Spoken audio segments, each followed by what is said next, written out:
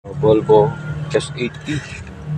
So ang issue nito, knock-on na lang lagi yung yung headlight, tapos yung signal light nagluluko na rin. Ayan.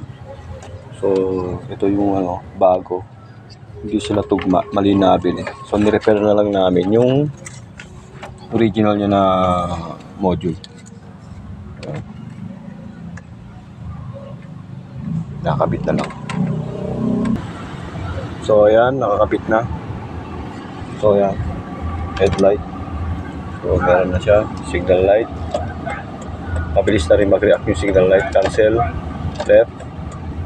Ayan, bilis na rin. Right. Hazard. Meron. So ang issue nito dati, kahit naka-off itong yung headlight, naka-ilaw pa rin siya. So ayan, naka-off na siya.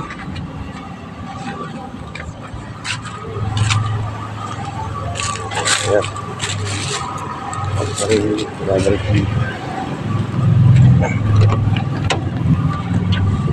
Saka ito, hindi gumagana to.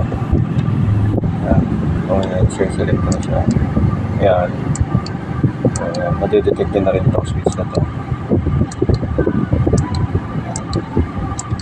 Okay. So,